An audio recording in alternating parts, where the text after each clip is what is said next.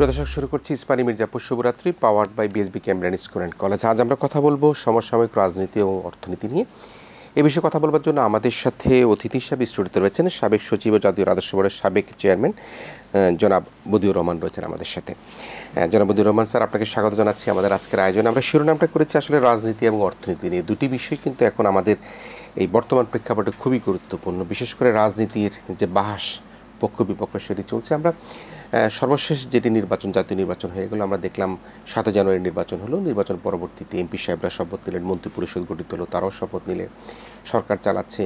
BNP বেশ কিছুদিন মনে হয় মাঠে ছিল না, এখন আবার তারা একটু চাঙ্গা চাঙ্গা ভাব হয়ে মাঠে আসবার চেষ্টা করছেন। তারা নির্বাচন ঠেকানোর চেষ্টা করেছেন, নির্বাচন ঠেকাতে পারেনি, আবার সভা সমাবেশ করছেন।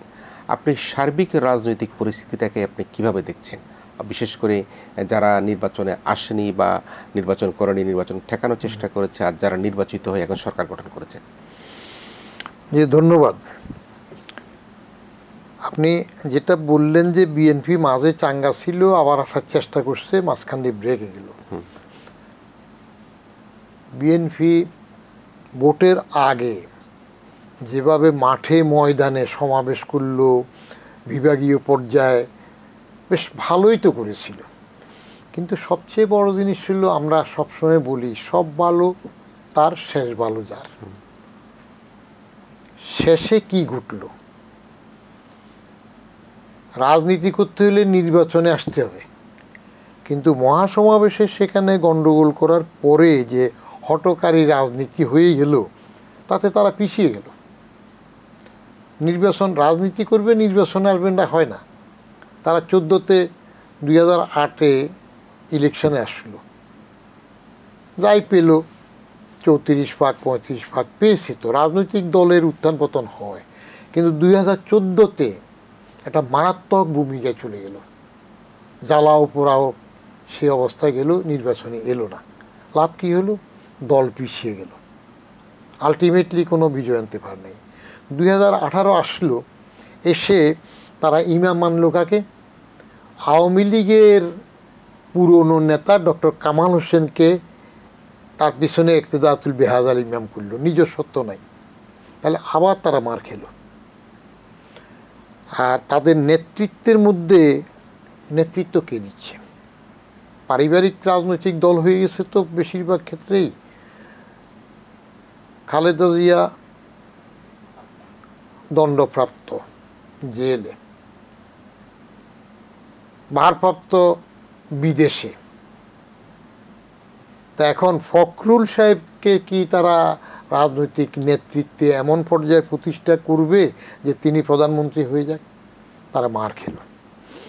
এখন এই পর্যায়ে আওয়ামী লীগের একটা সুবিধা হয়ে গেল, একচেটিয়াভাবে আওয়ামী লীগ আরও আগ্রাসীভাবে রাজনীতি তাদের মুঠে নিয়ে আসলো।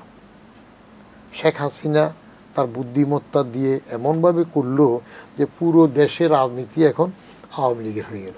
এত বেশি আওয়ামী হয়ে গেল যে শেষ পর্যন্ত আওয়ামী লীগই তাদের লোকজনকে ঠেকানোর জন্য ব্যস্ত হয়ে গেল। এবং 2024-এর নির্বাচনে কী করলো? বিরোধী দল নাই, যাও নামে মাত্র একটা এরশাদে জাতীয় পার্টি ছিল, ওটাকে তো আগেই সিটিশন করে দিয়েছে। এরশাদ থাকতেই ওটাকে যেভাবে কাবু করা শুরু হয়ে গেল, এর সাথে ওর সাথে নিয়ে, বিশেষ করে শেখ হাসিনা তাকে দূত করলো, শেখ হাসিনার সাথে আপোষে গেল, তো আর নিজস্বত্ব থাকলো না। তাহলে সেদিক থেকে দল ওটা নেই। আর এবার ভোটে তো তারা যেটুক আপোষের সিট কয়টা পেলো সেটাও পেলো না, 11টাতে দিয়ে হয়তো একটা টিম, ফুটবল টিম নিয়ে 11 জনের মতো গিয়ে ঠেকলো। দেবর বাবির লড়াই হলো। তো রাজনীতি আছে কোথায়? এখন নাই। এতে আওয়ামী লীগ বেশি বেকায়দায় পড়ে গেল এইখানে যে আওয়ামী লীগ এখন তার নিজের লোকদেরকেই সামলাতে ব্যস্ত। 2024-এ কী করলো? একটা নূতন চমক দিয়ে দিল। বিরোধী দল যেহেতু কোনো রকমের সুবিধা হচ্ছে না, ঠিক আছে, আওয়ামী লীগ থেকেও তারা স্বতন্ত্র দাঁড়াতে পারবে। এসে গেল প্রচুর। এখন উপজেলাতে কি হচ্ছে? উপজেলাতে আওয়ামী লীগ নিজের লোক সামাল দেওয়ার জন্য বলল যে মন্ত্রী, এমপি এদের আত্মীয় স্বজন হলে দাঁড়াতে পারবে না। কেন? এই চোরাগুপ্তা রাজনীতিতে কেন আসে? দাঁড়াতে পারবে না, তার গণতান্ত্রিক অধিকার দাঁড়াবে। তাহলে প্রথমে যে সময় দলীয়ভাবে উপজেলা ইউনিয়ন পরিষদের চেয়ারম্যান নির্বাচনের আইন পাস করছে, সে সময় আমি কলাম লিখছিলাম যুগান্তরে, তো আমি 18 বছর থেকে লিখতেছিলাম, সেখানে লিখলাম যে এটা ঠিক হচ্ছে না, স্থানীয় সরকারের নির্বাচনটা ফেয়ার রাখুক। কিন্তু আওয়ামী লীগ সেটাও দলীয়ভাবে নিয়ে আসলো, দলীয় করতে গিয়ে এত দলীয় হইল, এখন নিজের দল সামলাতে নিজে ব্যস্ত। এখন আওয়ামী লীগই বরং পারে যে ঠিক আছে আওয়ামী লীগের মধ্যেই একটা থাকবে ট্রেজারি বেঞ্চে, আর আওয়ামী লীগের বাকিরা তারা হবে বিরোধী দল, আর তো কেউ নেই। তো যে এটা বলতে গেলে রাজনীতি এখন ধরতে গেলে নাই। আর রাজনৈতিক নেতাদের মধ্যে যেসব কথাবার্তা বিএনপি আসতে চাচ্ছে কিছু কথাবার্তা বলে, কারণ কর্মী যদি তাজা রাখতে হয় তাহলে মাঠে থাকতে হয়। কিন্তু আমাদের আওয়ামী লীগের নেতারা, আওয়ামী লীগের ওয়াইদুল কাদের সবসময় খেলা হবে খেলা হবে, কি একটা বিশ্রী কথাবার্তা সবসময় বলে আসতেছে খেলা হবে। তো খেলা তো হয়ে গেল, কি আর খেলা হইল, একদলীয় খেলা হইল। তো এটাতে রাজনীতি নাই। এর মধ্যে যদি আসতে পারে, বিএনপি যদি আসতে চায় সেটা ভালো, কিন্তু আওয়ামী লীগের জন্য যেটা খারাপ হয়ে গেল সেটা হলো নির্বাচনের মধ্যে জনগণের আগ্রহ শেষ হয়ে গেল, এত কমে গেল যে এবার উপজেলা প্রথম পর্যায়ের নির্বাচনে কি হলো যে 17% পর্যন্ত ভোট হয়েছে কোনো জায়গায়, আর টোটালে তো গড়ে বলতেছে 30 থেকে 35-এর মধ্যে পার্সেন্ট ভোট কাস্ট হয়েছে। কেন এই রকম দৈন্যদশা কী হয়েছে? তার মানে মানুষ রাজনীতির প্রতি উদাসীন হয়েছে, ভোটের প্রতি আরও বেশি উদাসীন হয়েছে, যে জানে যে ভোট দিতে গেলে এটা কি আর হবে না হবে সবাই ধরে নেয় ওইটা, এবং এইটা করতে গিয়ে রাজনীতিটা এখন রাজনীতির অবস্থায় নেই। স্যার ওই জায়গাটা একটু আসে, আপনি যেটা বলছিলেন যে বিএনপি নির্বাচনের আগে, বিশেষ করে 28শে অক্টোবরের আগে তারা কিন্তু বেশ অনেক ভালো অবস্থানে ছিল, কিন্তু 28শে অক্টোবর যে ঘটনাটা ঘটলো সেটা নিয়ে আপনার কোনো বিশ্লেষণ আছে কিনা, যেটি আপনি বিএনপি নেতৃত্বের কথা একটু বলতে গেলেন, কিন্তু সেই সমাবেশে তো বিএনপির পক্ষ থেকে বলা হচ্ছে তারা অনেক লোক ছিল, তারা অনেকে এসছে, তাদেরকে যেভাবে অভিযুক্ত করা হয়েছে সেই অভিযোগে তারা অভিযুক্ত নয়। আপনার বিশ্লেষণটা কি সেই 28শে অক্টোবরে সেই সমাবেশকে নিয়ে? আপনার ওরা অভিযোগে অভিযুক্ত নয় যদি বলে, তাহলে প্রধান বিচারপতির বাসভবন আক্রমণ কারা করছে? ওরা স্টেজ থেকে, মঞ্চের থেকে সরে গেল কেন? তারা যদি অভিযুক্ত না হয়, তাদের এত বড় সমাবেশ, সবাই মঞ্চ ত্যাগ করে বড় নেতারা চলে গেল কেন? একটা রাজনৈতিক দল তো এইভাবে যেতে পারে না, যায় না। আপনার স্মরণ থাকতে পারে 3 উদ্দিনের সরকারের সময় প্রথম দিকে এই যে ফখরুদ্দিন, মাইনুদ্দিন, মাসুদউদ্দিন, এদের প্রথম আমলে কিন্তু শেখ হাসিনাকে বিদেশ থেকে দেশে আসতে দেবে না, নিশ্চয় মনে আছে, আটকাবে। তো শেখ হাসিনা কি আসেন নাই? রাজনীতি করব কিন্তু আমাকে বাধা দিলে আমি বাধা অতিক্রম করতে চেষ্টা করব না, সেটা দিলে হয় না। বঙ্গবন্ধু সারা জীবন সংগ্রাম করলেন। মৃত্যু ঝুঁকি নিয়ে কতক্ষণ করা যায় আপনার, যদি একেবারে আপনার না, আপনার ঝুঁকি নিয়ে বলতে সেদিন 28শে অক্টোবরের তাদের পল্টনের যে সমাবেশ, এর আগে তো তারা ওই যে রেস করছে আসবে না বা এখানে সমাবেশ করবে না, তারপরে এর আগে আবার ওই কি টিকাটুলি না কোন দিকে ওইগুলা করবে না, পরে করলো। তারা প্রত্যেকবারই নিজেদের স্ট্যান্ড থেকে পিছিয়ে যায়। কিন্তু আমার বিশ্লেষণ হলো 28শে অক্টোবর যে সমাবেশটা তাদের হলো, সেখানে প্রচুর লোক হয়েছে। তো এই লোক হইলে পুলিশে যখন এখান থেকে শুরু করছে তাদের দিয়ে, হ্যাঁ, যাই মারতেছে, তো রাজনৈতিক দল এভাবে চলে যাবে নাকি? আপনার মনে থাকতে পারে বাইতুল মোকাররমের দক্ষিণ পাশে তো মিটিং হইতো ছাদের উপরে, মোস্তাকের আমলে একবার সেখানে কি সাপ ছেড়ে দিল না, জনগণ পালাইল। কিন্তু আওয়ামী লীগ যখন এরকম মিটিং হয়, বোমা গ্রেনেড যখন মারলো গুলিস্তানে, গ্রেনেড মারার পরে কি সব নেতা ভাগছে? গ্রেনেড যে মারা গেল সব কি পালাই গেল? যায় নাই তো। তো রাজনৈতিক ওরা মঞ্চে তো যদি থাকতো, তখন হয়তো এইটা যেটা যাচ্ছিল আক্রমণ পুলিশের, এটা থেমেও যেতে পারত। মানুষ সব মঞ্চের থেকে নেতা নেমে গেলে আর লোকজন থাকে নাকি? সব এদিক সেদিক চলে গেল। হ্যাঁ, এটা তো আর হেফাজত দমনের মতো কায়দায় হয় নাই। হেফাজতের আন্দোলন যেটা শাপলা চত্বর মতিঝিল দখল করা, সেটা তো একটা উপযুক্ত কাজ হয়েছে। তারা মিটিং করে চলে যাবে বলছে, যায় নাই। এবং সেখানে সেই সময় ওটা হইল যে পলিটিক্যাল ক্যারিজমা। সেই সময় কিন্তু বেগম খালেদা জিয়ার সাথে অন্য রাজনৈতিক দলের লোকজন সবাই আসছে। উনি ঘোষণা দিলেন, এরা যারা আসছে তাদেরকে পানি দাও, খাবার দাও, হ্যাঁ, সব সেখানে মঞ্চে উঠে একাত্মতা প্রকাশ করতেছিল, টোটাল একটা এনার্কি চেষ্টা করেছিল।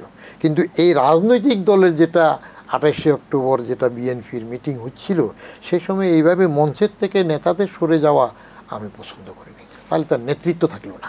আপনি তিন উদ্দিনের কথা বলছিলেন এবং সে সময় কিন্তু একটা মিশ্র প্রতিক্রিয়া আছে স্যার, একটু খোলামেলাই কথা বলি। জি, খোলামেলাই বলেন। জি জি, আপনাকেও কিন্তু একটু আতঙ্ক তৈরি করবার একটা চেষ্টা করার মতো মনে হয়েছিল, যে বিশেষ করে দু একজন উপদেষ্টা রুই কাতল ধরবে না, পুঁটি মাছ ধরবে না, কি জানি কথা বলছে, মতিন বলেছে। জি মতিন বলেছে টাস্ক ফোর্স। তখন আপনিও কিন্তু মনে হয়েছিল যে সেনা শাসিত সরকারের একটা বিশেষ অংশ হিসাবে এই ব্যবসায়ী বা অন্যান্য ক্ষেত্রে এক ধরনের প্রভাব বা চাপ সৃষ্টির চেষ্টা করছিলেন। সেই জায়গাটাকে, সেই সময়টাকে আপনি কীভাবে বিশ্লেষণ করবেন? আপনার সেই সময় সেনা, এটা তো সেনা সমর্থিত, তারা বলে অফিসিয়ালি সেনা সমর্থিত সরকার, আমি বলি সেনা নির্দেশিত সরকার। আচ্ছা, সেনার নির্দেশে চলেছে। ফখরুদ্দিনের কোনো পাওয়ার ছিল না, পাওয়ার ছিল মাইনুদ্দিনের কাছে। আচ্ছা, মাইনুদ্দিন মাসুদুদ্দিনের। মিশ্র প্রতিক্রিয়া সে সময় ব্যবসায়ীদেরকে যে আক্রমণে, সেটার আমি বিরোধিতা করেছিলাম। তখন বাংলাদেশ ব্যাংকের গভর্নর ছিলেন সালেউদ্দিন সাহেব, আমি এনবিআর এর চেয়ারম্যান। যে সময় ব্যবসায়ীদের উপরে এরকম লিস্ট করে তারা আয় করছিল, আমি বললাম যে এটা করলে আর ঠিক হবে না। এমনকি আমার উপর একটা চাপ ছিল যে জরুরি আইন যেটা বিধিমালা করলো, সেখানে আমার ইনকাম ট্যাক্স অর্ডিন্যান্স 1984-এ যাহাই থাকুক না কেন, তারা জরুরি আইনের মধ্যেও আমাদেরকে অন্তর্ভুক্ত করতে চেয়েছে। আচ্ছা, তা আমি তখন বলছিলাম যে 2 দিনের যুগী মাত্রে অন্য বলে লাভ নেই। আমার যুগী কাদেরকে বোঝাচ্ছিলেন তখন? 2 দিনের যুগী ওরা, 3 উদ্দিনের যারা সরকার আসলো, মঈনুদ্দিন মাসুদুদ্দিন যারা ক্ষমতা আসলো, তারা তো 2 দিনের যুগী। আচ্ছা, তারা তো যেভাবে আসছে সেটা তো নর্মাল প্রসেসে ক্ষমতায় আসে নাই। তারা যে তখন 111 করে ক্ষমতা আসলে কি নর্মাল প্রসেসের ক্ষমতা? তা তো নয়। অতএব ওরা আসছে, এবং জেনারেল মঈনের সাথে তো আমার এককভাবে বসাও হয়েছে 2 একবার। আমি একবার জিজ্ঞেস করছিলাম প্রথম সেনা সদরে তার বসার সময়, বললো যে কি কি করবে এগুলো নিয়ে আমাকে বললো যে আপনি এই করবেন। আমি আপনার থাকবেন কয়দিন প্রশ্ন করলেন? জি। সেখানে কিন্তু মাসুদকেও ঢুকতে দেয় নাই। আচ্ছা, শুধু আমি এবং মই। আমি আপনার কদিন থাকবেন? বলে যে বছর 2 মনে করেন। তো 2 বছর পরে, 2 বছর পরে ইলেকশন। তো 2 বছরের মধ্যে পরে যদি ইলেকশন দেন বা করেন, এখন আপনারা যেটা চাচ্ছেন এগুলা তো আইন শুদ্ধের মধ্যে করবে না। এই যে আমার এনবিআরকে বলতেছেন আপনি জরুরি বিধিমালার মধ্যে ফেলবেন, তো আপনি জরুরি বিধিমালাতে ফেলে যে কাজ করবেন এখন, 2 বছর পরে যদি নির্বাচিত সরকার আসে, এটা যদি রেটিফাই না করে আপনাদের, তখন তো এগুলা কোনো মামলা টিকবে না। অতএব আমি এটা প্রটেস্ট করেছি। এক। দ্বিতীয় হলো, তারা যে প্রথম ঠেলায় আপনার উপজেলা পর্যায়ে গ্রোথ সেন্টারগুলোতে আর্মি দিয়ে আক্রমণ, আমি তাকে বললাম যে এগুলো করে তো আপনি তো মার্শাল ল দেন নাই, মার্শাল ল ডিক্লেয়ার করে তো আসেন নাই, আসছেন নিজে ক্ষমতায়, কিন্তু কাজ করাচ্ছেন আরেকজনকে দিয়ে। তো তাহলে আপনি এগুলো করে অপ্রিয় হয়ে যাবেন। এটা কাকে বলছিলেন? মাইনুদ্দিন, মাইনুদ্দিনকে, জেনারেল মাইনুদ্দিনকে। যে আপনার লোকজন বলে যে হ্যাঁ আমরা একটু গুছিয়ে নিয়ে আসবো। আর ব্যবসায়ীদের উপরে যেটা করছে, তারা কিন্তু পরের দিকে ইউটার্নে চলে গেছে। আপনার মনে আছে তারা বেটার বিজনেস ফোরাম করেছে শেষ দিকে, হোটেল রেডিসনে বেটার বিজনেস ফোরামের অনুষ্ঠান করেছে, এবং এটা নিয়ে যখন বসলো, যাদেরকে অ্যারেস্ট করলো, যে ব্যবসায়ীদেরকে চাপ দিচ্ছিল, পরে তাদের পক্ষে এই so call better business forum, আমি বলি ওয়াস্ট বিজনেস কোরাম ছিল। কোরাম, আমি বলি ওয়াস্ট বিজনেস কোরাম, তারা বলে অফিসিয়ালি বেটার বিজনেস ফোরাম। তো যাদেরকে জোর করে টাকা নিলেন, আটকাইলেন, যাদের নামে মামলা দিলেন, তাদের সাথে আপোষ করে এখন সেই হোটেল রেডিসনে বেটার বিজনেস ফোরাম করলেন, এবং তখন আমাকে কথা বলতে দেয়া হয় নাই।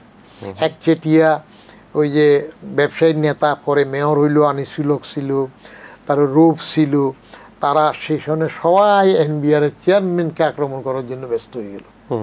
তা আমি যখন কথা বলার জন্য বলতে চাইলাম, তখন আলী ইমাম মজুমদার তো ক্যাবিনেট সেক্রেটারি, আপনার ইশারা না করলো।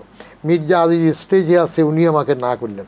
তো এটা একচেটিয়া হয়ে গেল, তারা বলে গেল। অর্থাৎ তারা চাচ্ছিল শেষের দিকে বিজনেসম্যানদেরকে অ্যাপিস করে একটা আপোষ করার চেষ্টা করছে, so call better business forum দিয়ে। তো তাহলে যারা এদেরকে ধরল তারপরে কি হলো? তো হলো না। এবং সেই সময়ের মামলা মনে নাই কারা কারা মামলা করছে। আজম যে চৌধুরী নামে একজন শেখ হাসিনার বিরুদ্ধে মামলা করছে না, যদিও পরে এগুলো স্কোয়াশ হয়েছে, করছে না যে মামলা হচ্ছিল তো, হ্যাঁ আরেকটা মামলা তো আরও হয়েছে, অনেকগুলো হয়েছে।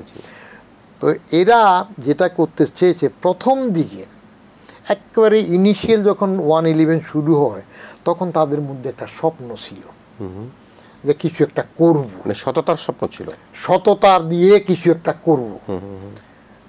প্রথম দিকে তারা 5-6 মাস মোটামুটি ভালোই চলছিল, কিন্তু পরের দিকে ওই দেখা গেল আমার বাজেটের আগে মইনিউ আহমেদও সবুজ কাগজে একটা স্লিপ পাঠায়,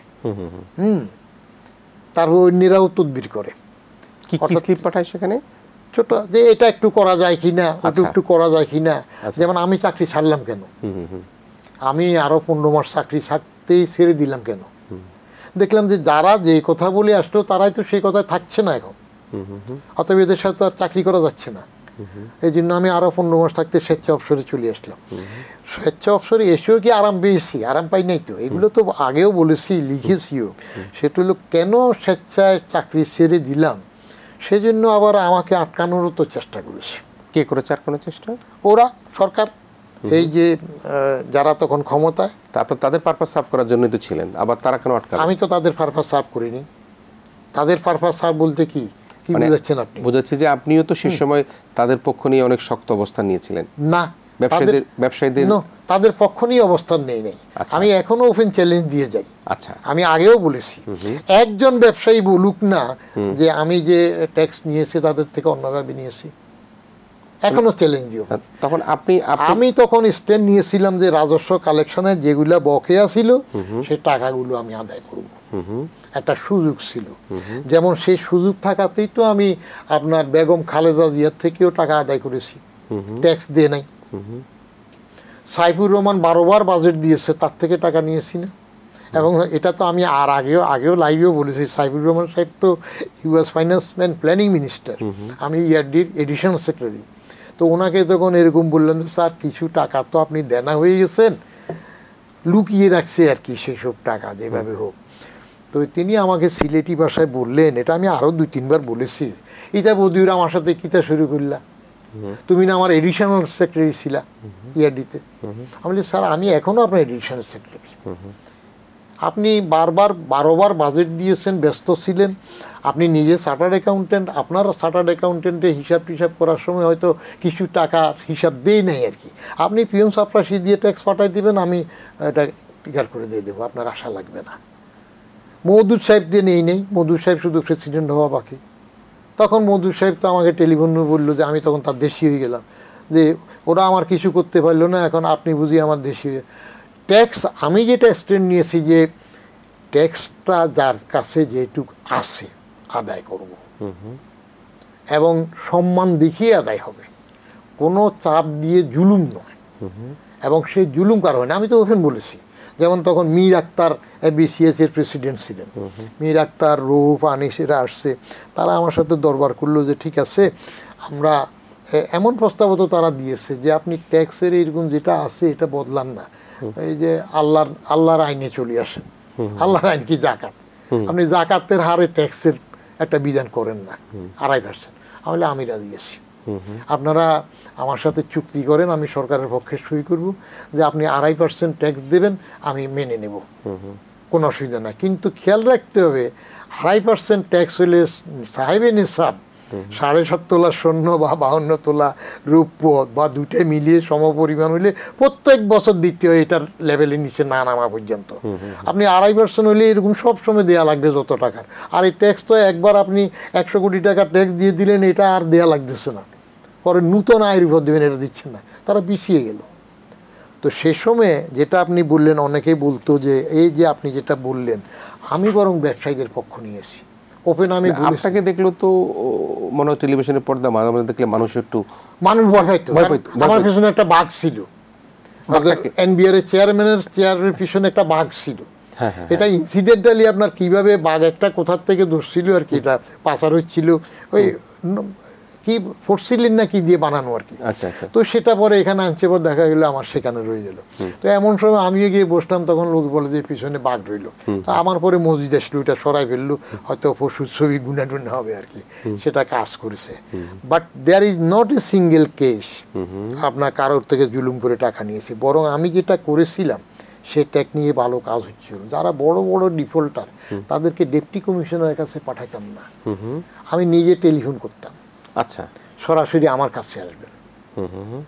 কারণ একটা লোক থেকে তার পকেট থেকে টাকা নিতে হলে তাকে সম্মান করতে হবে। আতঙ্ক তৈরি করতেন না? হ্যাঁ, আতঙ্ক তৈরি করতেন না। না, ওই যে আমি বলছি আপনাকে, আতঙ্ক না, তার থেকে টাকা নেব, ট্যাক্স দিয়ে নাই তো কি হয়েছে, গাম জড়ানো পয়সার ট্যাক্স দিত।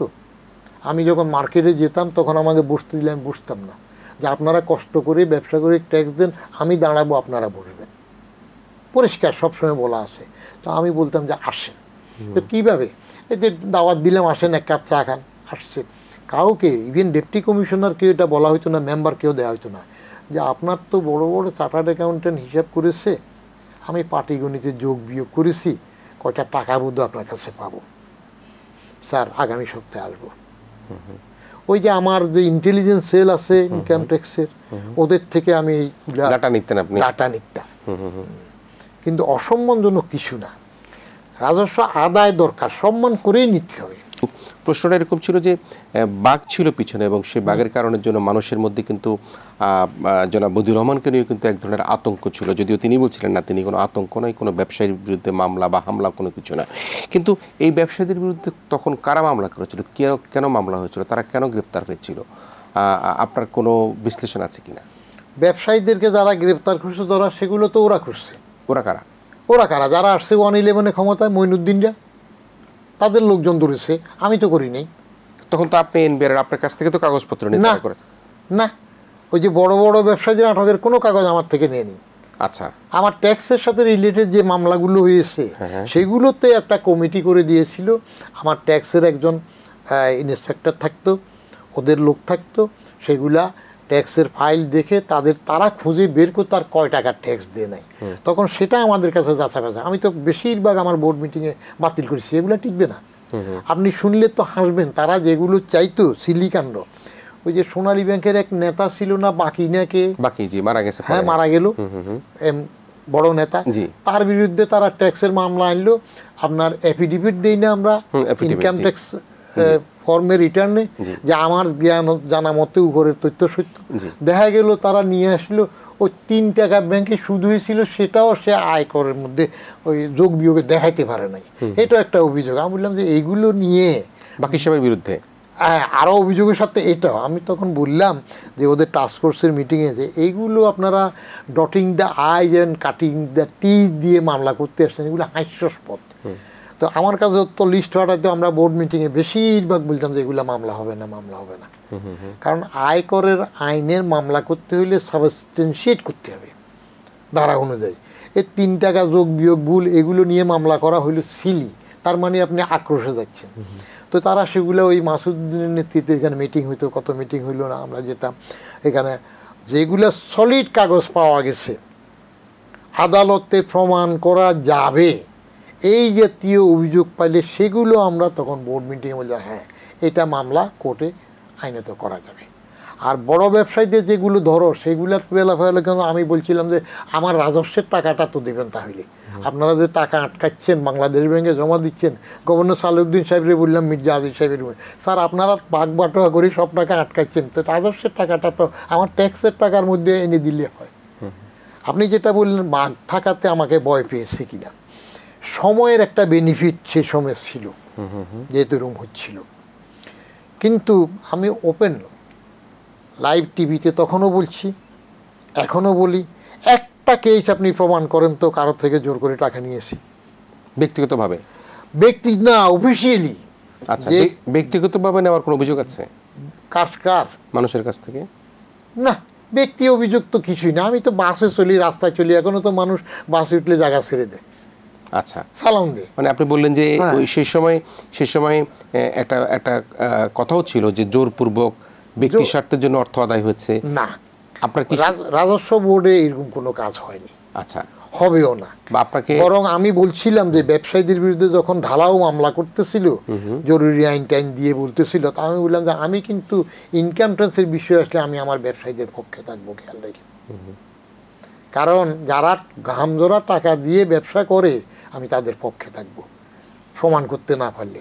আর যাদের থেকে আমি কাগজপত্রে প্রমাণ পেয়েছি, ওই যে বললাম না, ধরেন বেগম খালেদা জিয়া, উনি নিজেই তো বাংলাদেশ ব্যাংকে হাতে লিখে জমা দিয়ে দিচ্ছিল টাকাটা। তারপরে আমাকে আমার ডেপুটি কমিশনার বললো যে এরকম এভাবে ওই যে কাগজে নিজের হাতে লিখে বাংলাদেশ ব্যাংকে টাকা জমা, তাহলে এটা তুমি অ্যাকসেপ্ট করো না, তুমি সিল দিও না, কারণ এটা আইনিভাবে টিকবে না। আমাদের যে ফরম্যাট আছে সে ফর্মে ওনাকে টাকাটা সাবমিট করতে হবে। পরে আমারগুলো হইলো আইনি প্রসেসে, আর ওদেরগুলো ছিল জোর জুলুম। মানে আপনার পিছনে কোনো শক্তি কাজ করেছে কিনা, যেটার জন্য আপনাকে টেলিভিশনে দেখলে আমারও মনে আছে, মনে হতো যে মানে একটা আতঙ্ক মনে হতো কিনা? এটা আপনার কেউ কেউ আতঙ্ক বলেছে, কেউ বলে নাই। সেই সময় সবাই, ধরেন আমাকে ধানমন্ডি লেকে হাঁটার সময় আতঙ্কই যদি হইতো, তাইলে মহিলা ভীষণ দ্বীপ বৃষ্টির মধ্যে ঘুরি ঘুরি বৃষ্টির মধ্যে ডাকতেছে, এই যে টেলিভিশন ভাই, এই যে টেলিভিশন ভাই। আপনাকে? হ্যাঁ। তো আতঙ্ক হইলে সুন্দরী মহিলা আমার টেলিভিশন ভাই ডাকতেছে কেন? তো দাঁড়াইলাম। এগুলা রসালো জিনিসও ঘটে জীবনে, যে আমি তখন এনবিআর এর সিটিং চেয়ারম্যান। হ্যাঁ, 111 চলছে, 111 চলছে। তারপরে যাইয়া কিছুদিন পরে তো লেকের ওইখানে সুদর্শন ঘেরাও দিয়ে শেখ হাসিনাকে অ্যারেস্ট করলো। আমি তখন ধানমন্ডি 3 নম্বর রোডে থাকি। আমি দাঁড়াইলাম, আমার একটু ভালোও লাগলো, সুন্দরী মহিলা ডাকতেছে, আশেপাশে কেউ নাই, একটু দাঁড়ায় কি বলে, কেউ দেখলে বা কিভাবে। বললাম যে কি বিষয়, ভয়টা করছে তাদের মধ্যে, ওই যে ট্যাক্স দিতে হবে। বলছিলাম আয়কর বড়ি খান, ভালো গুম হবে, আয়কর বড়ি খান, ভালো গুম হবে। এই যে ট্যাক্সটা দেয়া লাগবে যার যেটুক, সেটাতে মানুষের মধ্যে একটা এনবিআর কি জিনিস এটা পৌঁছছিল, ওইটার মিক্সারে গিয়ে মানুষ ট্যাক্স দিয়েছে। তো ওনার ওই মহিলা বললো যে আমি যে আমার সাহেবের পকেট থেকে 8-10 লাখ টাকা চুরি করে জমাইলাম, এটা ট্যাক্স দেওয়া লাগবে। আমি হেসে ফেললাম, বললাম যে সাহেবকে, বলে যে বড় ইঞ্জিনিয়ার। পরে কোন দিন বড় ইঞ্জিনিয়ার নাকি, সাব অ্যাসিস্ট্যান্ট ইঞ্জিনিয়ার নাকি, তো স্বাভাবিক নিজের স্ত্রীর কাছে বড় ইঞ্জিনিয়ার। আপনি শুনেন, এনবিআর 8-10 লাখ টাকা নিয়ে চিন্তা করে না, আপনি নিশ্চিন্তে স্বামীর আরো পকেট মারেন, এগুলো নিয়ে ভাবার কোনো কারণ নেই।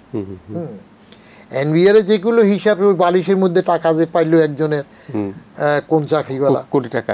হ্যাঁ, তো সেইটা তো তার ওয়াইফ যাইয়া অফিসে হাজির, যে কি হবে। আমি বললাম আপনার সাহেবের টাকা তো ওরা ধরেছে, এখন ট্যাক্স দিতে হবে। আপনি নর্মালি আমার কাছে হইলেও ট্যাক্স দিবেন, চলে যাবেন, আমি মামলাতে নাই। আপনার এমন ঘটনা তো ঘটেছে জীবনে, এটা না ঘটুক। বাপ ছেলে 2 জন আসছে, বাপ সুপারিনটেন্ডেন্ট ইঞ্জিনিয়ার, তার ট্যাক্স ডিউ ধরা খেয়েছে ইন্টেলিজেন্স সেলের কাছে। বাপ এসে টেবিলের তলা দিয়ে মাথা ঢুকিয়ে দাঁড়িয়েওয়ালা লোক পা ধরে পড়ে রয়েছে ছেলের সামনে। আমি তখন আমার মোস্তাকের উপর রাগ করলাম, ইন্টেলিজেন্স সেল, তো ওনাদেরকে এইভাবে পাঠাইছে কেন? যতই অপরাধ করুক, ছেলের সামনে বাপ পা ধরে পড়বে, এটা তো মানানসই হয় না। টাকা দিয়ে দিবে, ক্লিয়ার করে দাও।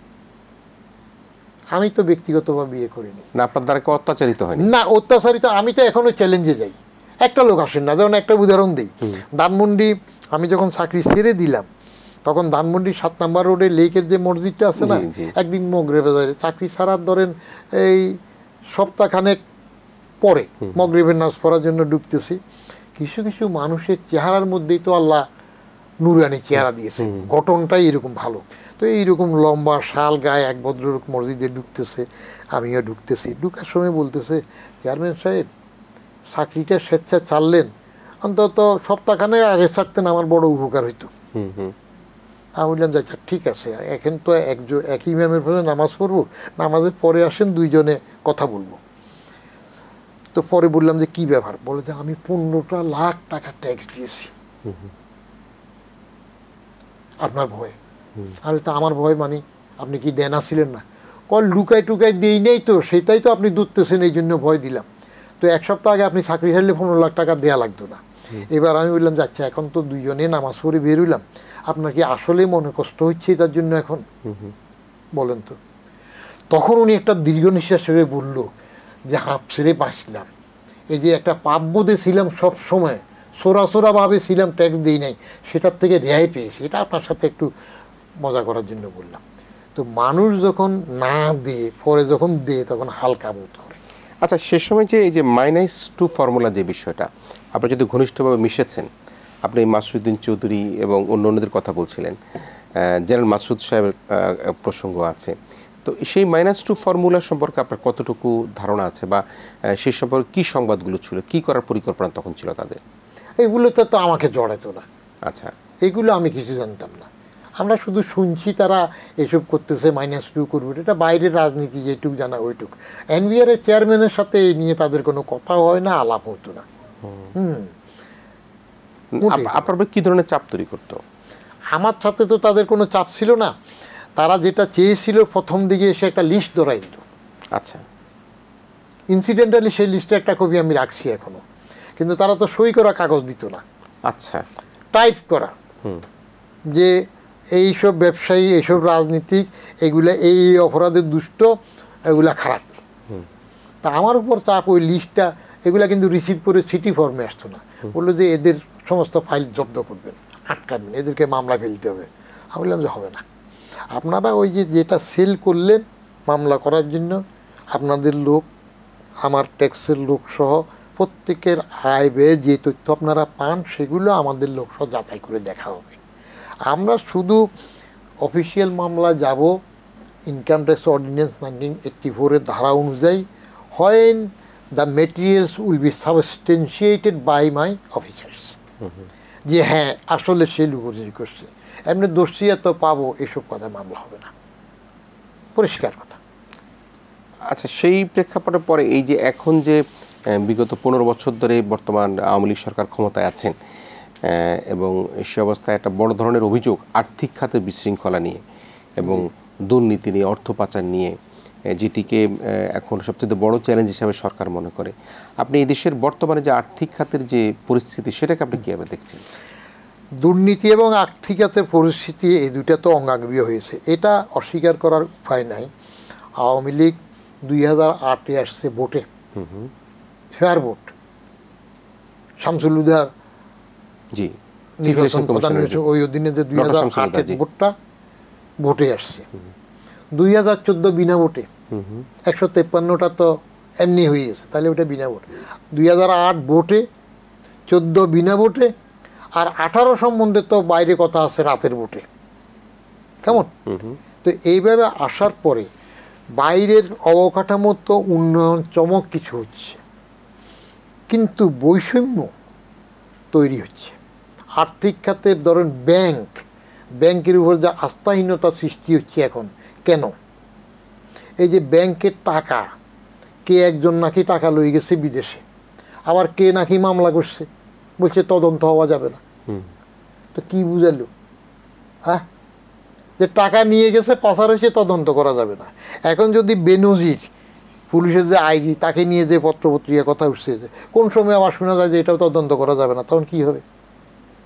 এনু, সম্রাট, পাপিয়া, এগুলা কিছু ধরে মাঝে মাঝে একটু চমক দেখানো হইল, কিন্তু রাজনীতির মিশ্রণের মধ্যে যেটা আসছে সেটা হইল ফেয়ার ওয়েতে, স্বচ্ছভাবে ব্যাংকিং নীতিমালাটা হয় নাই।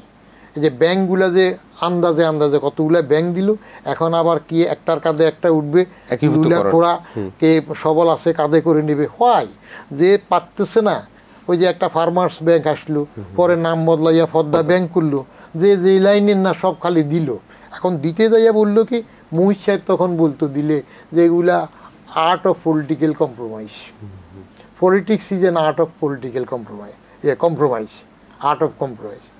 তো এইসব করে দিয়েছে, দিয়ে এখন টানাটানি শুরু হয়ে গেছে, মানুষের আস্থা কমতেছে, তাহলে এই খাতটা ভালো যাচ্ছে না। পাচার যেগুলো হলো, এগুলো ধরা হয়নি।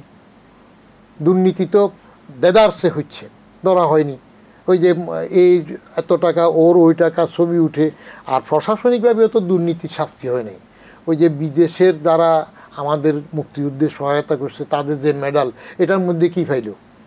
স্বর্ণের মধ্যে খাত পেল, মানে খাত পেল, তো কারো শাস্তি হইল? আজও বুঝতে পারলাম না। তারপরে যে আমাদের সচিব, কেউ কেউ বুয়া মুক্তিযোদ্ধা হইল, চাকরির মেয়াদ বাড়াইলো, এদের কি চাকরি গেল? এদেরকে কিছু মামলা জেলে দিল না। তার মানে সুশাসন নাই, সুশাসন হয়নি। আরে যে একটা সচিব যদি বুয়া মুক্তিযোদ্ধা হয়ে আবার এইবার বোধহয় কি একজন ওই গাজীপুরে কি ইলেকশনও নাকি করছে ওইরকম এক সচিব শুনলাম। তো একটা সচিব যদি বুয়া মুক্তিযোদ্ধা হয় তার চাকরি থাকে কেমনে, সে পেনশন পায় কীভাবে, ও জেলে যায় না কেন, মেডেলের মধ্যে যদি এরকম খাত ঢুকে ওদের কেউ ধরা পড়ে না কেন? তাহলে সুশাসন নাই, অ্যাকাউন্টেবিলিটি প্রতিষ্ঠিত হয় নাই। আর এখন যেটা হচ্ছে, এখন তো যেটা লুটপাট, গোটা দেশটা তো আওয়ামী পকেটে। এখন আওয়ামী লীগের চেলা চামুন্ড যা আছে সবগুলো সব কাজ করে। এই যে বাজেট নিয়ে আমি এক অনুষ্ঠানে বলতেছিলাম যে দেখতে হবে বাজেটটা কার হবে, সরকারের হবে না আওয়ামী লীগের হবে। সরকারের বাজেট হইলে একরকম হবে, আর আওয়ামী লীগ হইলে আরেক রকম হবে। কারণ আওয়ামী লীগ আর সরকার তো সিনোনিম, তালগুল ফাড়কাই ফেলছে। পাড়া মহল্লায় আপনার গ্রাম ট্রামে যেখানে যান দেখবেন যে আওয়ামী লীগের ছোট্ট বাচ্চা সেটাও এখন রাজা। আরে কবরস্থানের দেয়াল পর্যন্ত নিজের নামে প্রজেক্ট করাই নিয়ে ফাঁস করে টাকা লিখেছে চুনকাম মজা। এইবার তো আরও এক মজার ঘটনা, মসজিদের কমিটি বিক্রি করে ফেলতেছে আওয়ামী লীগের নেতা। হ্যাঁ, ওই যে গঠনতন্ত্র আছে, ইলেকশন হবে, ইলেকশন লাগবে না, ওই যে এমপি ধরে কমিশনার দুইটা যে টাকার বিনিময়ে বাইরের লোকজন বলে, টাকা তো আর লেনদেন হলে কেউ দেখে না, কমিটি বিক্রি হয়ে গেল মসজিদের কমিটি। হ্যাঁ, যে আরেকজন সভাপতি হেরাইর একটা কমিটি করলো, এটা এই কমিশনার এমপির এন্ডোর্স করে দিল, হয়ে গেল। তো এই যদি হয় তাহলে এখন ব্যাংকের যে অবস্থা এবং দুর্নীতি যেটা হচ্ছে এটা দৃশ্যমান, উন্নয়ন হয়েছে, নো ডিনাইং দ্য ফ্যাক্ট, ভালো ভালো চমক হচ্ছে। কিন্তু এটার বিপরীতে ঋণের বোঝা কত টানতে হবে সেই ক্যালকুলেশনটা পরে আসবে, ডেট সার্ভিস লায়াবিলিটিটা পরে আসবে, কোনটা খাটার পরে কত রেভিনিউ পাবো সেটা ক্যালকুলেট হবে। এই যে রিসেন্টলি আপনার পরিকল্পনা মন্ত্রী ছিল না মান্নান সাহেব, উনি কি বললেন এইবার, উনি হঠাৎ করে একটা চমকপ্রদ কথা বললো না যে অনেক অপ্রয়োজনীয় প্রকল্প পাশ করতে হয়েছে। তো এখন বলে কেন পাশ কেন করছেন, তখন বলে নাই। হ্যাঁ, বলে যে পাশ করতে হয়েছে, কেন করছেন, তার মানে দলের। তো এখনও যদি সেটা হয় তাহলে দুর্নীতি হবে, কেন অপ্রয়োজনীয় পাশ করতেছেন কেন? পুষবেন, কত পুষবেন, সব আমরা হয়ে গেলেই দেখেন না এখন রাজনীতির এই বিতিকিস্তি কেন হইল, সব আমরা হইতে যাইয়া, সব করতে যাইয়া এখন বলে যে তার গণতান্ত্রিক অধিকারও থাকবে না। সে যদি এমপি স্বজন হয়, যদি মন্ত্রী স্বজন হয়, তাহলে সে উপজেলাতে ভোটে করতে পারবে না। এটা কোন কথা রে বাবা? অথচ উপজেলাতে পার্টি ভোট করার জন্য ইউনিয়নের চেয়ারম্যান পর্যন্ত তোমরা আইন করলা যে দলীয় সিলের মধ্যে হবে। সিল হইতে হইতে এমন হইলো এখন সিলটা কেন নিজের জন্য মুশকিল হয়ে গেল। আমরা যদি একটা প্রশ্ন করি, এখন আসলে রাজনীতি এবং আমলা এই দুটির মধ্যে কোনটা বেশি শক্তিশালী? রাজনীতিবিদরা কি আমলা নির্ভর না আমলারা রাজনীতির উপর নির্ভরশীল হচ্ছে? আপনার বিশ্লেষণ কি? আমরা রাজনীতি যতই সমালোচনা করি কিন্তু at the end of the day ultimately আমাদেরকে রাজনীতির উপরই ভরসা রাখতে হবে। রাজনীতি ছাড়া দেশের কল্যাণ সম্ভব নয়। এরা চুরি করে, ডাকাতি করে, লুটপাট করে, যথেষ্ট কিছু করে বলে, অনেকে পরে ধরা পড়ে, কিন্তু তারপরেও এরা যেটুক করবে অন্যরা দেশ শাসন করে সেটা করতে পারবে না। মনে করেন মার্শাল ল, লেফট রাইট করে আসে, কোনো রকমের দেশের কল্যাণ বই আনতে পারে না, হয় না। যদি হতো তাহলে তারা আজীবন থাকতে পারত। তো রাজনীতিবিদদের ত্রুটি বিচ্যুতি থাকলেও এদেরকেই আমাদের মেনে নিতে হয়। এখন ভালো আর মন্দের প্রশ্ন আসে, সে ভালো মন্দ প্রশ্নে আসলে আপনার গায়ে যদি মল লাগছে, মনে করেন মলটাও পিছনে বাইরে হয় মল, সেটাও না পাক, সামনে দিয়ে পানির মতো তরল মল যেটা বাইরে হয় প্রস্রাব, সেটাও না পাক। এই দুইটা পরিষ্কার করার জন্য পানি দরকার। পানি যতক্ষণ না পাবেন ততক্ষণ নিজের প্রস্রাব দিয়ে নিজের মলটা অন্তত দেবেন, কারণ বেশি না পাকটা শেষ হইল। আমরা এখন রাজনীতিতে ওই অবস্থার মধ্যে আছি। আমলা আর রাজনীতির মধ্যে যদি আপনি বলেন, কোনো আমলার ঘাড়ে দুইটা মাথা নাই কোনো রাজনৈতিক নেতাকে অমান্য করে চলার। নাও comes the question of competence. এখনও যে অনেক রাজনীতিবিদরা দুঃখ করে যে উপজেলা লেভেলের অফিসারও আমলাও তাদেরকে মানে না। আপনি মানে না কেন? আগে তো মানত। আমরা প্রাইমারিতে পড়ার সময় 50-এর দশকের শেষের দিকে একজন রাজনৈতিক নেতা আমাদের ফেনীর খাজা আহমদ সাহেবের দেখার জন্য তো কবে দেখব লাইন ধরতাম। তখন ছাত্র নেতা শুনলে তো আমরা আনন্দে লাফাইতাম যে এটা একটা বড় নেতারে দেখলাম। তো এখন সেটা নাই কেন? তার মানে রাজনীতি তার চরিত্র হারাই ফেলছে, রাজনীতিকরা রাজনীতিকে সম্মান রাখতে পারতেছে না। আর আমলা আর রাজনীতিকের লড়াইয়ের মধ্যে সবসময় এটা ঘটে, সেটা হইল কে কাকে ওভার পাওয়ার করে। ডেফিনেটলি লিডার ইজ পলিটিশিয়ান, কেমন আপনার রুলস অফ বিজনেস অনুযায়ী পলিটিক্যাল মাস্টার্স পলিটিশিয়ান। কিন্তু আমরা রাজনীতিবিদরা একত্রিত হয়ে কোনো অনিয়ম করে কিনা এবং সেখানে কে বেশি সুবিধা ভোগ করতে পারে? জি, একত্রিত হয়ে করে, এই জন্য এটা তো করে। একটা গল্প বলছিলাম, ইজ দ্য ক্রাইটেরিয়া, এটা আগে একবার বলছিলাম আমি, যে ওই রাজনীতিবিদ মাঠের থেকে এসে হঠাৎ মন্ত্রী হলেন। মন্ত্রী হওয়ার পরে উনি আমলা সেক্রেটারিকে ডাকলেন, বলে যে সেক্রেটারি সাহেব বুঝিনি তো, সামনেও তো আবার নির্বাচন করতে হবে, এবার তো অনেক টাকা খরচ হইল। সেক্রেটারি সাহেব ভাবলো যে স্যার বুঝি নাই। বলে যে বুঝেন নাই, একটু খেয়াল টেয়াল রাখবেন। তো সেক্রেটারি সাহেব তো আমলা, এক একটা আমলা যতক্ষণ সৎ থাকে তখন ভালো ফেরেশতা, আর এক একটা আমলা যদি খারাপ হয় সে হাজারো ইবলিসের চাইতেও সেরা শয়তান হয়, খেয়াল রাখবেন খারাপ হয়ে গেলে। তো সেক্রেটারি সাহেবের ধারণা হয়তো মিনিস্টার সাহেব ওনার পরীক্ষা করার জন্য এরকম বলতে পারে। পরে দেখে যে মিনিস্টার সাহেব সিরিয়াস, বলে যে টেন্ডার ফেন্ডার সামনে খেয়াল রাখবেন না। পরে যাইয়া সেক্রেটারি সাহেব বুঝলো যে উনি কিছু চান, বলে যে ঠিক আছে স্যার, এগুলো একটা রেওয়াজ টেওয়াজ আছে, ম্যানেজ করবে। তো ম্যানেজ করে গল্পই একটা উপস্থাপনা আর কি, যে ম্যানেজ করে এক টেন্ডার আসার পরে সব করলো। কথা ছিল যে ওনার জন্য মিনিস্টার সাহেবের জন্য খাম যাবে 50, আর বাকি 50 এখানে আমলারা সবাই ভাগ করে নেবে আর কি। তো ফাইল যখন গেল তখন মিনিস্টার সাহেবের খাম দেন নাই সেক্রেটারি সাহেব। মিনিস্টার সাহেব রাগে বড় করে নট অ্যাপ্রুভ লিখে দিল। তো আমলা তো সৃজন লোক, মিনিস্টার আসে যায় দেখে, দূরে গেল, স্যার এটা কি লিখলেন? বলে যে লিখবো না, কথা কি ছিল? বলে স্যার এটার একটা রেওয়াজ আছে, চট করে এখনই দেয়া যাবে না। টেন্ডারের অর্ডার হবে, কন্ট্রাক্টর কাজ করবে, কাজ হওয়ার এই ফাঁকে কোনো প্রধানমন্ত্রীর কাছে কমপ্লেন যায় কিনা, পত্রপত্রিকায় রিপোর্ট হয় কিনা, টেলিভিশনে বিরূপ কিছু আছে কিনা, 6 মাস 8 মাস গেলে বোঝা যাবে এটা স্থিতিশীল হইল কিনা, তখন পাবেন। খাম আমার কাছে আছে, এখন কি করব, বুদ্ধিতে কুলায় না। পরে স্যার কোন কলম দিয়ে আপনি এটা নট অ্যাপ্রুভ লিখছেন? হয়তো বাইর করে, পরে সেক্রেটারি সাহেব দাগ দিয়ে আলাদা কাগজে বের করে ওই কালি বাইর করে ওই নটের টির সাথে একটা ই লিখে বলে স্যার এই আপনার হাতে একই হাতে একটা ই টির পরে একটা ই লিখে দেন। তাহলে বাকিটা আমি দেখব। নোট অ্যাপ্রুভড হয়ে গেল এখন। নোট অ্যাপ্রুভ, আচ্ছা। হ্যাঁ, ও আচ্ছা, নট অ্যাপ্রুভের জায়গায় নোট অ্যাপ্রুভ হয়ে গেল। এখন টির সাথে মিনিস্টার হাতে ই লিখে দিলে নোট অ্যাপ্রুভ হইল না, কাজ হইলো। তো এটা হইলো আমলার বুদ্ধি, শয়তান এই বুদ্ধি সবটা পারে। তো মিনিস্টার সাহেব যদি এটা বুঝে না উঠেন তাহলে আমরা এরকম করতেই পারি, সুযোগ নিতেই পারে। কে কাকে ওভার পাওয়ার করবে সেটা নির্ভর করে নেতৃত্বের উপরে, যোগ্যতার উপরে। একজন মন্ত্রী যদি মন্ত্রী সুলভ যায়, আগে যে মন্ত্রী ছিল তার সামনে কোনো আমলা কি কথা বলতে পারত? এখন পারে কেন? যারা দুর্বল তাদের সামনে পারে। আমি মাঝে মাঝে বলি যে গ্রামে গরুর উপরে পাখি বসে না, তো যে গরু হাল টানতে টানতে অনেক সময় কাদের মধ্যে গা হয়ে গেছে, এটার উপর যখন শালিক পাখি বসে ঠোকরায় আটালি পোকা খায়, তখন ওই গরুটা কি করে, গাঁটটা আর একটু নামায় দেয়, কারণ ঠোকরাইলে ওখানে চুলকানোর কাজ হয়, আরাম লাগে। আচ্ছা, আর যেটা তাগড়া সার এখনো গা হয় নাই, ওটার উপরে পাখি বসলে সে গাঁর এমন ভাবে মাথা তারা পাখি উড়ে চলে যায়, পায়খানাও করতে পারে না, ঠোকরাইতে পারে না। ইট ডিফেন্স কখন কার উপরে কে বসবে, কার উপরে কে রাজত্ব করবে। তবে আলটিমেটলি পলিটিশিয়ান হইল নেতৃত্বে থাকে, রুলস অফ বিজনেসেও তাদের ক্ষমতা, তাদেরকে মানতে হয়, তাদের দেশ চলে।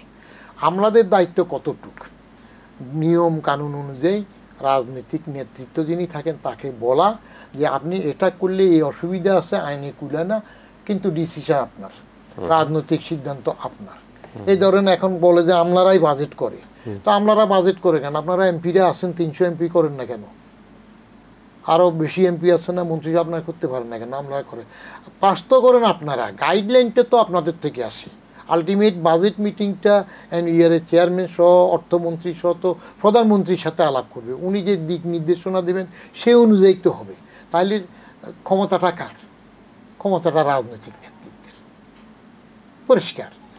তাহলে এখন একেবারে সবশেষে আলোচনা, এই যে এখন যে রাজনীতির অবস্থাটা দেখতে পাচ্ছেন, যেটি আপনি বলছিলেন যে মির্জা ফখরুলকে আসলে প্রধানমন্ত্রী হিসেবে মানবে কিনা, বা তারা এখন যেভাবে মাঠে আছে কি করবে, পরবর্তী পরিস্থিতি কি হবে।